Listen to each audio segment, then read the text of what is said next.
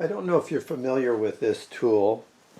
It's pronounced Adze, I believe. It's A-Z, sometimes A-Z-E.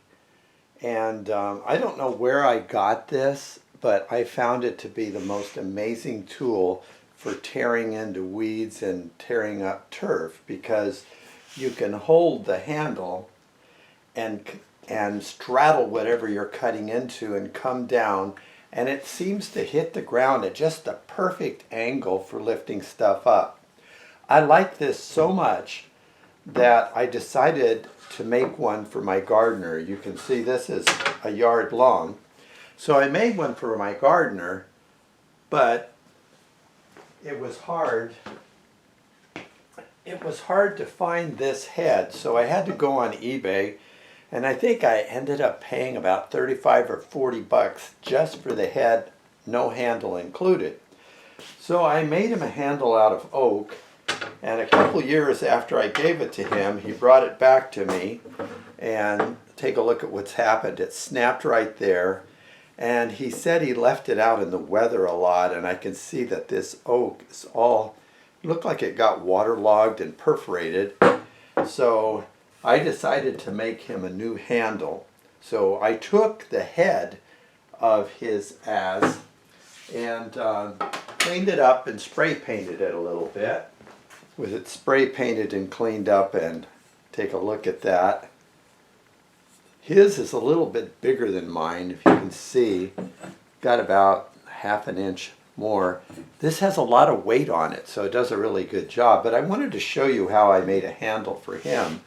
But this time, instead of making it, this is a maple handle that I have here. And instead of making it out of maple, I wanted to make it out of something even harder. So I purchased this piece of wood. This piece of wood was expensive. For a 7-foot piece of this that's about 2 by 2, it was 30 bucks. But it's called Jacoba, and the wood comes from the southern hemisphere, and it is super heavy. It's one of the heaviest woods, most dense woods you can get. And so I attempted to make this kind of wood into a handle. And I want to show you the results of it, and if you're interested in making one, I'll kind of give you a description of how I did that. So I'm getting near the finished handle now, and here it is. It finishes up beautifully. And I like to leave a large handle back here, and I also like to file in some dents here so my thumb can fit there and the fingers wrap around there, and it can be used with a lot of holding power right there. Now this wood, you can see it's just beautiful, but it's also really heavy and dense, and I think it's going to make a good handle. It's also very oily, and inside the wood I think it will protect itself from rot.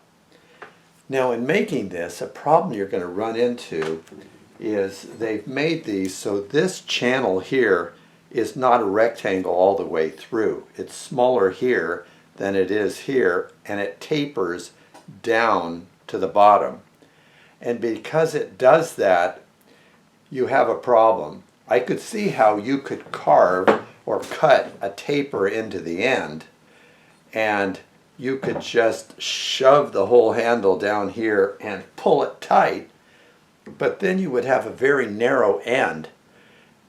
I solved that problem on the first one by gluing pieces of material here, and it made thicker handle. But on this one, you can see I already cut a thick handle into the end of it. So what I'm planning to do is put this through, get this through here, and I've cut it pretty tight, and I'm going to, and you can look at the end there, you can see I used a bandsaw to come down and make this shape and get it in there as tight as I can. And then after I've gotten it in there, I'm planning to use some of these scrap wedges that I'm going to be driving in on both sides here, and I usually do it with epoxy. And when I do that, I'll taper those so I can pound them in there and get them good and tight with epoxy. And then I'll also add some epoxy on top. And it'll end up being a real nice tool for my gardener. This is an expensive way to do it. A piece of wood is expensive. It probably ends up, the cash into it alone is probably about 60 bucks. And I probably put about 5 hours into the work on it. But he said someone offered him 100 bucks for it just in its dirty, wrecked up condition. So these are great tools. And I'll show you this when I get the handle in. So this piece here is tapered a little bit itself, so it's getting tight right now, but you can see I have it on a towel and a solid floor below it, and I'm getting close to where I want to be. I'm down to just, wow, it is very close. So you can see I've got it snugged up good and tight there. And you see those gaps? That's where my shims are going to go on both sides. And when I get it just right, then I can trim it down. Now what I've done is I've taken the scraps that I cut off of here and I put them on the belt, and you can see I tapered them into blades. I've got a fat one and a thinner one. And so I'm going to slather this with epoxy resin and drive it into there. And this side will be driven down into here as far as I can go.